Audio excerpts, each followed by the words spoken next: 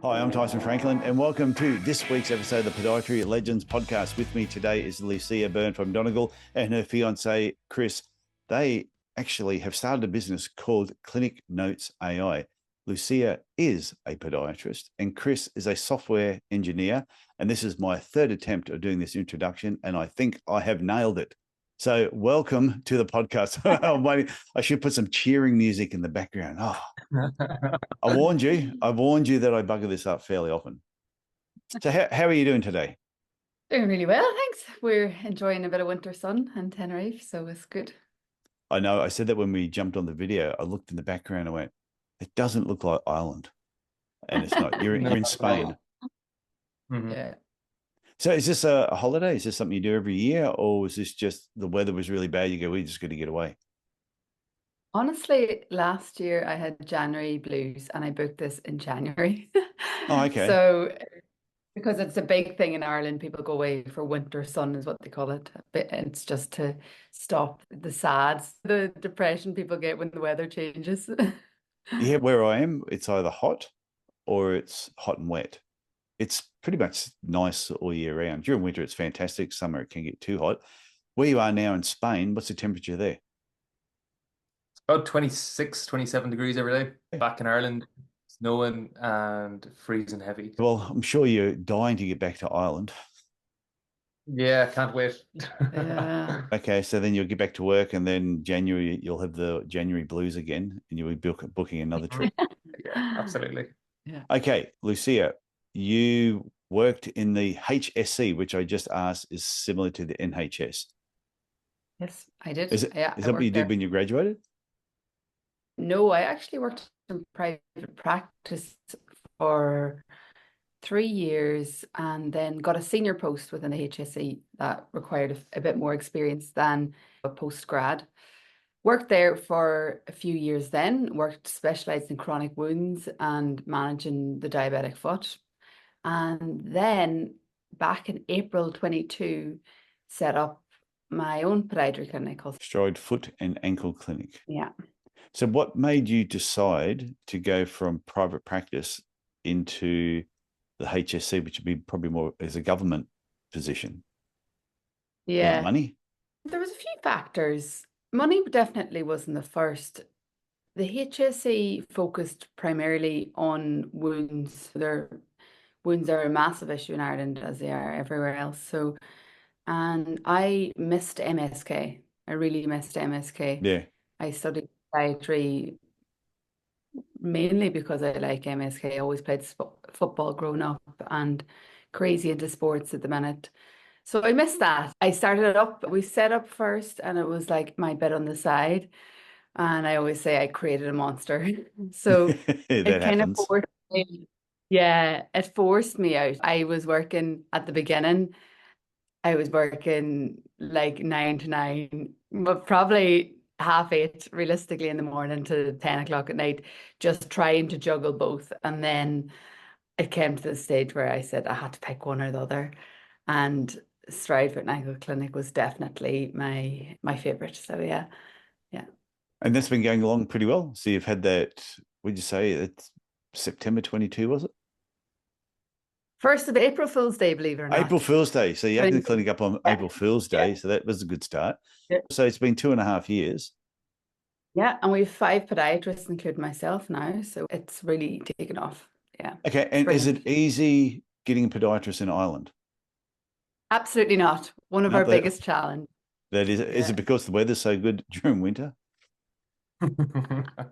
Yeah, everybody's over in Tenerife. Yeah, they only work 6 months of the year. No, So are most of the podiatrists in Ireland, are they graduating and then heading to the UK, or are they going overseas? What are they doing? I would say a good few are going overseas. Australia. Yeah. Definitely there's over there. Yeah. And the UK as well. A lot go into the HSE for the security. You've holidays and for females, you've maternity leave and there's a lot of pros, less admin work in the HSE. Yourself setting up a business, there's a lot of admin that would turn people off setting up a business. So yeah, it is like I look at private practice and where some people are just not suited to it. I think some people are mentally designed to work at a university or work for the government or some form of position, community health position, because that's what they're going to be best suited to. And there's some people that go into private practice who probably shouldn't. They should actually work for somebody else. And then there's other people like myself. I was just cut out for it. I love the admin behind it, the creating the business, the marketing. I just absolutely thrived on it. Never got tired. Could do it all day. Yeah.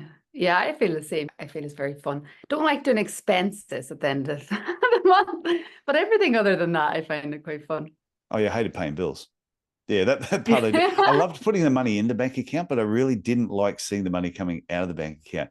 And I know when you first start, I hated it when you ran out of money before you ran out of month. You'd sort of go, oh, I've got nothing left. Still got bills to pay. You're seeing them piling up there a little bit. You go, it's a little bit panicky. But the good part is when you get through all that in the end, and then as each month grows and as each year passes and it gets better, yeah, I think private practice is fun. Yeah. Yeah. I'm so happy that we took the leap and went into private practice. It's given me so much freedom and ability to explore different areas of podiatry, which is really fun as well. So, Chris, you should say hello because you're sitting there quietly. Yeah. Hi, how's it going? Yeah, you're being very patient, sitting there in the background. So your background, you're a software engineer. Yeah. And I take it, did Lucia come to you and go, it's taking notes is bugging the hell out of me? Or did you see her taking notes and go, a light bulb went off and went, I'm a brilliant man. I think I can come up with something that will help you out in your clinic.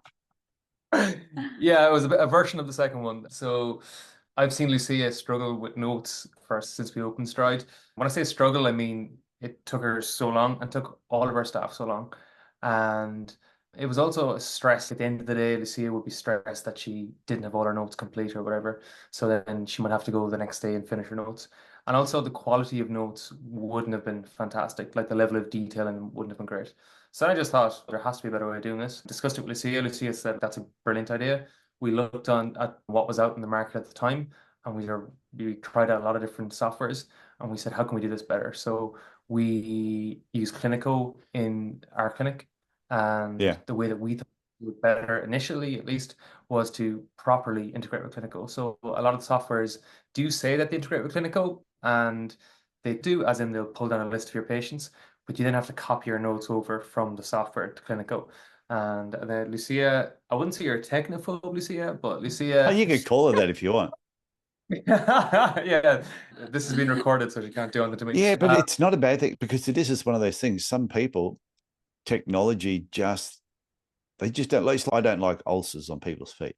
Someone has an ulcer, I want a dry reach. And I know other people, when they think of technology and changes, they want a dry reach. It just doesn't agree with them. Yeah, absolutely. And that's something we've seen with lots of podiatrists now. We're fortunate that a good few podiatrists are using the software at the moment. And I've seen that time and time again, that podiatrists are very much people. They're not like me. They're not a nerd. They don't like IT. So we try to make it as simple as possible. You generate your notes, you click a button, and it's already in your clinic. So it's really foolproof. So so it's working, same thing where it's recording and listening to the conversation, or are you having to prompt it in certain ways? So people use it in two different ways. Some people use it where they will record the whole consultation between the podiatrist and their patient. Yeah. And it is recording the audio all the time. And then other people use it as a summary tool. So they will see the patient, and then after the patient leaves, they'll just give a couple of lines like, Chris was here today with pain in his ankle or whatever it was, and give a quick description of the consultation, and it will then generate notes.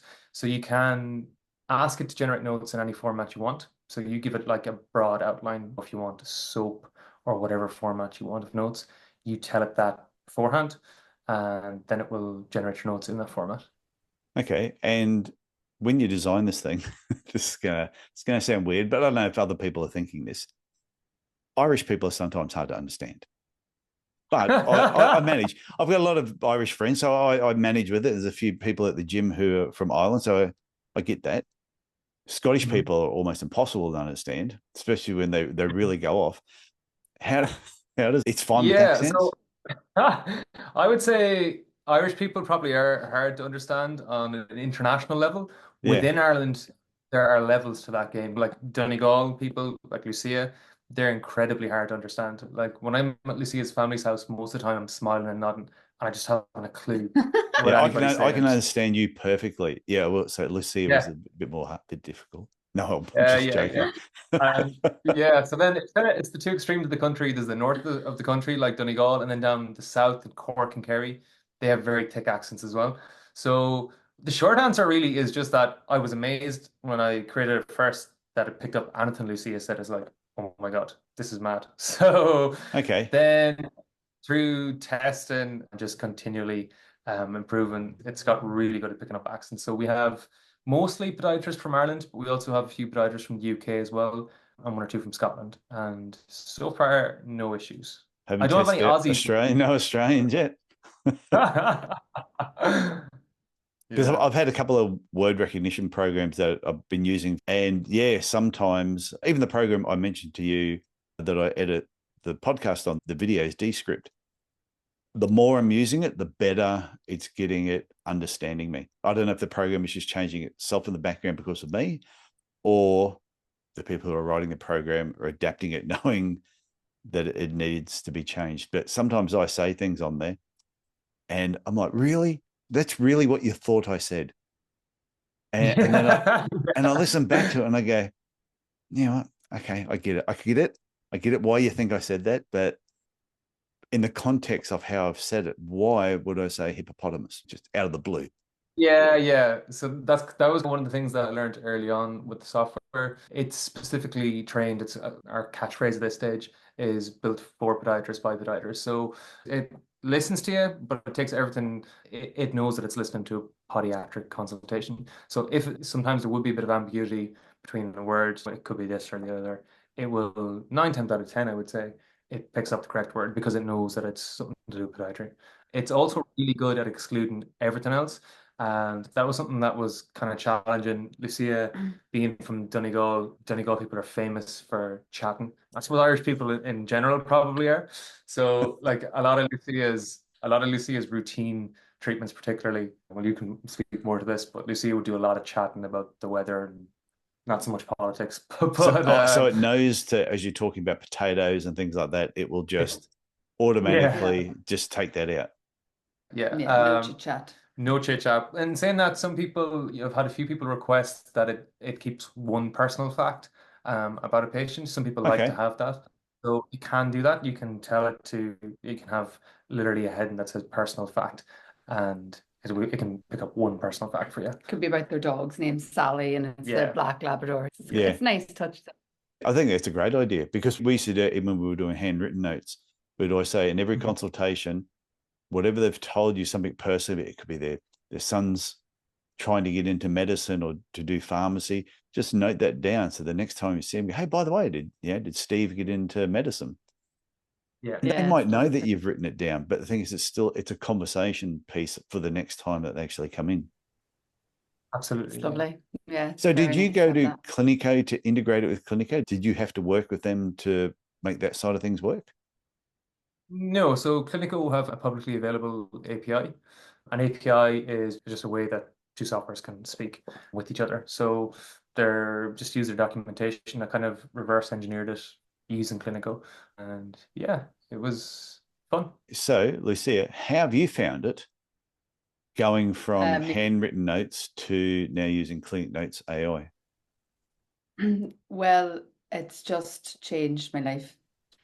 So when I sit down with a patient, I actually feel more present with the patient because a lot of the time, patient comes in, I'm grabbing their subjective pain scales, how they've been, what they've done, what's working well. For example, for a biomechanical assessment, now it's just me and the patient. So it's made my clinical time so much easier. And it's given me great certainty that my notes are going to be there. Pain scales, range of motion tests, pain on palpation tests, everything's going to be there. And it systemizes things and treatment notes for the rest of the clinic as well. So we all have the exact same way we do our clinic notes, and AI has just made that so much easier. When you're with your patient, do you go through a certain format? Do you talk in a certain order, or does it put the notes in a certain order, regardless of when you actually mention it? It puts the notes in a certain order, so it generates everything for you. There will be Okay. sometimes you go back and it could be a word, or it mightn't pick up the odd thing, but no, 9 times out of 10, it's all there. Okay. Then what you're saying is, so if you've got 5 podiatrists working there and then you're reading their notes, it's all going to be in that same flow. You're not going to have one lunatic doing some crazy stuff over here and then somebody else doing something else. And you don't have to read bad handwriting, I suppose, or poor typing, bad English. I take it that makes it a lot easier. Yeah, it really has. It's made life so much easier. And it's easier we have a new grad that has just come out of the University of Galway, and her life is so easy. As a new grad, you're very particular about your treatment notes and making sure everything's right. Like at the end of the day, we used to spend 5-10 minutes per patient, just making sure everything's down and like everything's there, treatment is perfect. And now it's just about 1 or 2 minutes per patient. And you have that sense of, okay, that patient is done. I didn't miss anything. You could be lying in bed sometimes and you'd be like, oh, I wonder, did I record that? So it's cut out all of that. And how have your patients taken on? Because you would have had the clinic without using this software. Now you have the software there. Did the patients feel uneasy about the recording, or were they like, this is fantastic? What was their reaction? Honestly, I was a bit apprehensive at the beginning, because we have to get consent from every patient. We have to sit down and say, look, so hi Bridie, I'm using a new software today and it helps me with my treatment notes. Is it okay if we record this conversation? I've never had anybody question me on it. No, not one patient. Yeah, I don't think you would. Actually, I also think it'd probably make the patient behave more. You know, like if a patient was going to come in and say, I'm going to give you what for, if they know it's being recorded, then maybe that will make them, I need to be a little bit more careful about what I say as well. It's no different to when I'm doing the podcast. And even though I have the editing button, I can do what I want. But I find, some of the things when I'm talking with a guest before I press record and when I press record, sometimes we have some different conversations. Yeah. I think everyone behaves better. Yeah. I think an important thing to note is in our clinic, the feedback that we've received from Lucia and from the other podiatrists is that nobody has batted an eyelid, nobody cares. That could be peculiar to Donegal, like they're very laid back. But in other clinics, there has been the odd person that's been worried about what happens with the recording. Yeah, what does happen with the recording? What's the process there? Yeah, so one of the kind of early on design decisions that we both made was to delete the recording as soon as the note was created, which is not something that's done. Or some of the softwares, I found it hard to figure out what they do with the recording or how long they hold on to it for. Yeah. And we decided, just for transparency's sake and to make everybody feel more comfortable, as soon as the note is created, we delete the recording. We don't hold on to it. Now, there probably is a use case down the line where you might like to keep the recording. Some people have said to me that they would like to keep the recording, but for now, we feel like that's kind of the most transparent and most fair way of dealing with the recording. So that alleviates some of the worries that patients may have about their data. Yeah, I suppose it could be one of those things, the button that at the end of a consultation, you put keep recording, not keep recording. So if something was said that whether it was inappropriate or it was something that you really hope, did the notes really capture what happened here? Because the patient might say they had a complaint about something. You want to really make sure there's a record of this, that you could keep that recording. And whether it's kept for a couple of months. Yeah, I guess it's something we could think about. I think just for us, we just feel better not having a record. I personally feel better about not having a load of recordings. I would much rather not have a recording of some of the things I used to talk about with my patients. Yeah, I'd rather be gone. But I suppose accuracy-wise, with what you're doing with the Clinic Notes AI, is definitely going to be better than someone sitting there writing it by hand, because it's so easy where the patients are talking and you're trying to listen to them at the same time you're trying to document, and you miss things. It's no different to when you're at a lecture and someone's talking Yeah. and you're trying to take notes, and while you're writing something that was important, they're still talking, and then you have to say to somebody else, oh, what did they say there? And they tell you. You don't have that option when you're with a patient. Yeah. Yeah.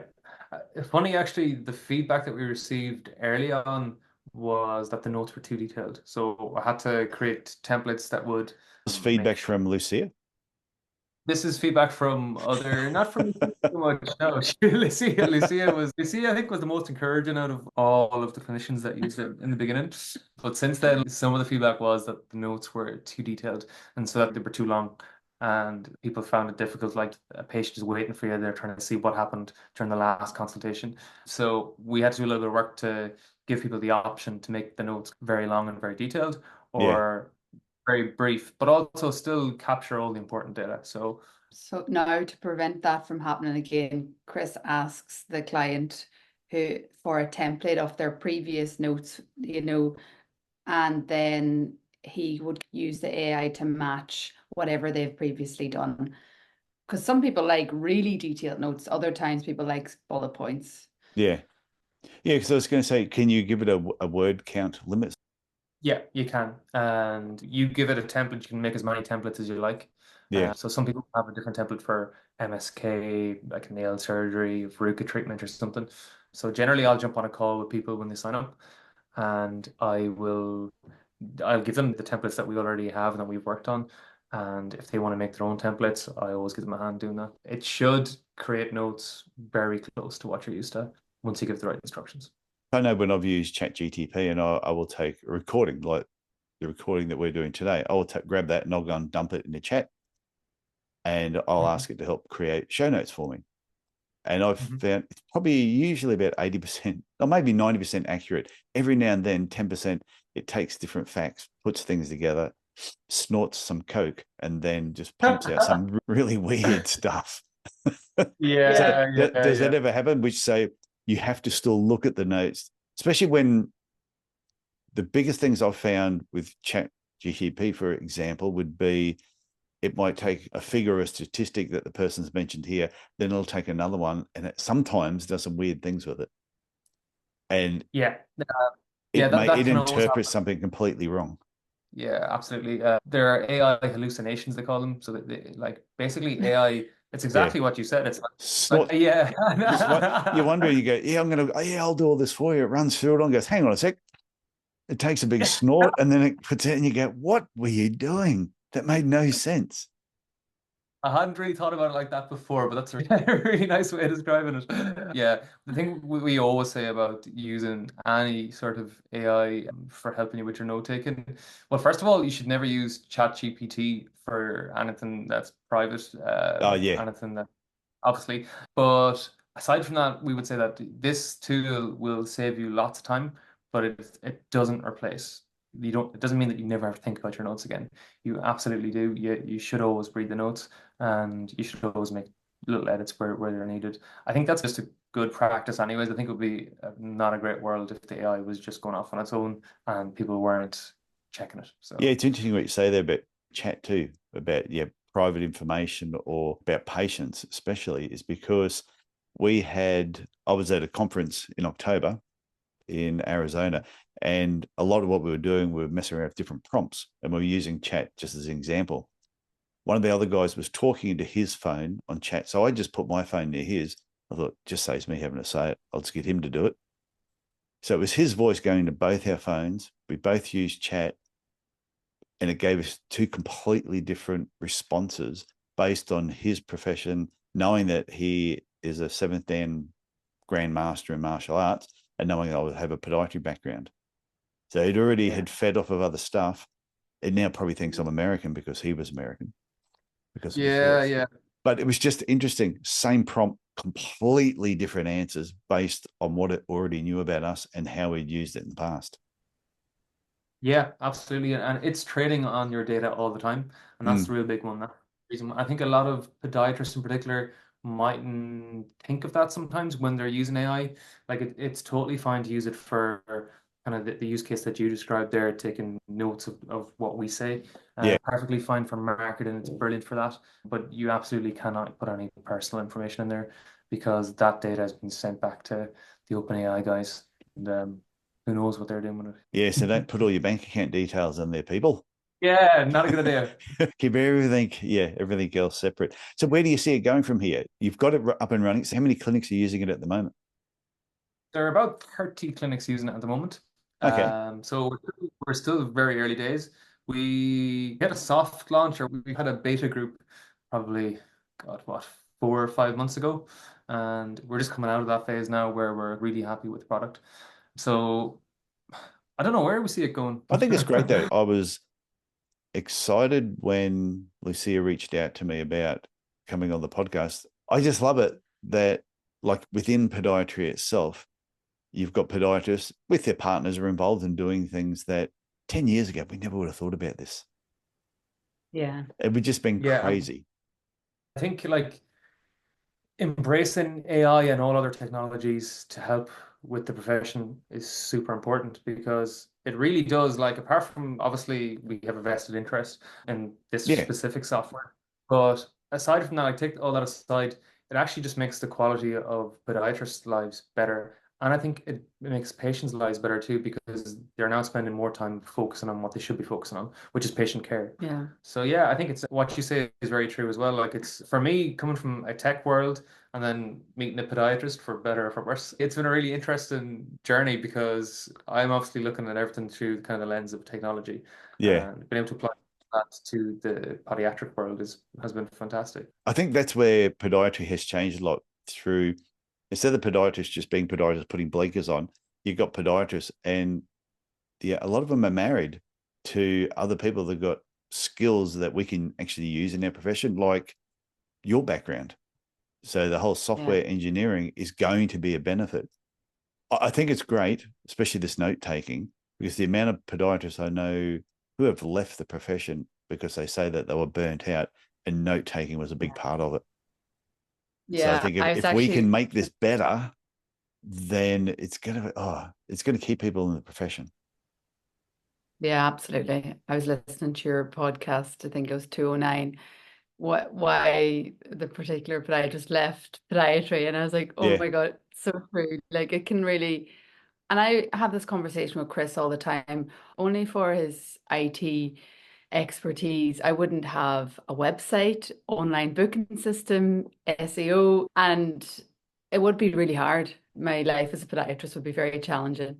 So yeah, it's class that we get to integrate both. Yeah, So and it's one of those things that other podiatrists need to learn from other podiatrists. So I think anyone who's listening to this, if they're not already using some form of clinic note system or an AI system, where they reach out and talk to you, or if they're going to talk to somebody else. Oh, if somebody wanted to get hold of you, what's the site address, contact details? The website is clinicnotesai.com. Well, that's a tough one to remember. clinicnotesai.com. Yeah, exactly. You'll see a picture of me and a video. And then we usually set up a call with Chris, and Chris runs through the whole system, and that's it. We're here for support, or you can check in with us anytime. And do you have anything to add? Proper to say that when we first launched, we didn't do a free trial. Yeah. The reason for that was we kind of had a feeling that there was going to be a lot of interest, and we have a very small team. And for at least the first 1,000 clinicians, I want to be really hands-on, and I want to meet with the person and see exactly how they want their notes done and help with that. So we didn't have a free trial, but now we do. For an unspecified amount of time, we are offering a free trial, which is 30 days long. So yeah, if people want to try it out, they can. And if they want to book a call with myself or Lucia and have a chat about it, that's no problem either. Okay. And they have to be using Clinico for this to integrate properly? They do, yeah. So we only integrate with Clinico at the moment. Yeah. We do plan to integrate with other softwares in the future, but for now, just Clinico.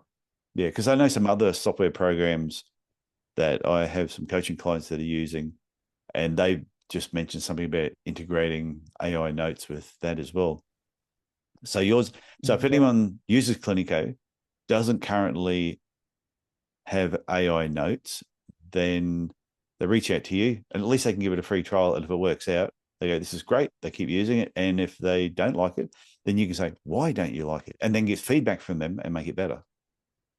Yeah, that's been the way so far. That's actually another strength between us and our competitors, that we do a monthly subscription and some other note-taking apps, they take a yearly or an annual. Yeah, so like they're kind of, that's one of the things, like the pricing for us, it's a monthly rolling contract because I think because we own a small clinic, we understand like if something's not working out, you don't want to be tied into like a year-long contract or something.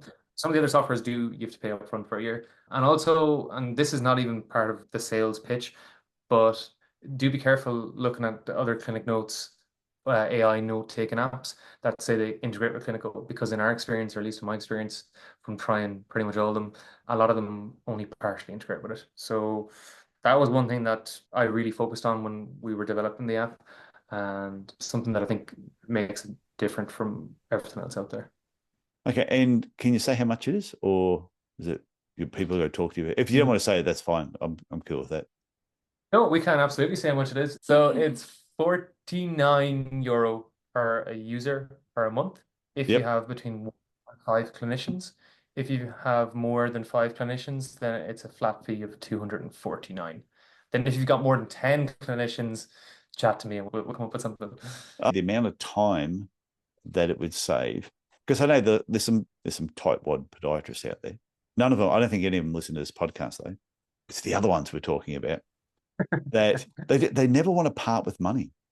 Yeah, I'm sure if you open up their wallet, moths would come out. They just don't want to part with it. And sometimes it's like a false economy. Sometimes you've got to spend money to save time. And then with that time, you can invest it back in your patients. And then through your patients, you make more money. So it's an investment that will give you a really good return. Absolutely. And even you're not paying staff to sit and do notes at the end of the day. It really it saves so much for us. And now we have allocated time every week for our podiatrists to do CPD. And a lot of that time I would say, oh, how are you getting on with your CPD? And they're doing their notes. Yeah. And that's not what CPD is for. So the app has completely eliminated all of that. And sometimes I say, go get a coffee. Your notes are done. You have your CPD done. It's amazing. I've heard people who have actually said to me that they block out a certain amount of time per day, every day, for their clinicians to catch up with their notes. Yeah, and that's surprisingly. And that adds up. Yeah, Yeah, a lot of people will have a half hour at the end of every day where they do their notes, and like if that's 5 days a week, that's 2.5 hours a week. That's a work day in the month. It's really funny. So I think back. So I sold my clinic 8 years ago. But even when I was seeing patients, I don't know, maybe my notes were just really bad, but I never left the room until my notes were completed. Yeah. And I always ran on time. I just had this knack of being able to type and talk, write and talk. But in hindsight, probably my notes were crap. Yeah. They probably were. They probably made sense to me.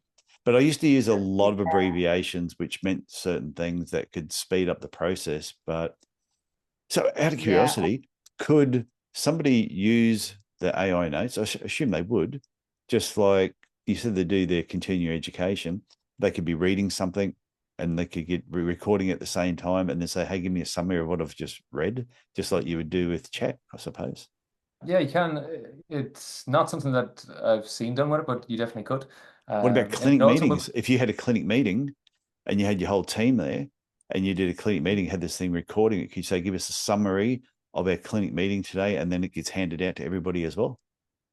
Ooh, yeah, like that? It could be done. Yeah, and that's probably a feature in itself to do it properly. But yeah, you could do it as it exists. It also will create referral letters for you.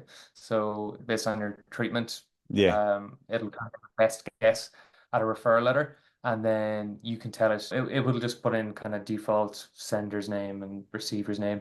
And you can then tell it, like, write this referral for Chris to Dr. Murphy for an MRI.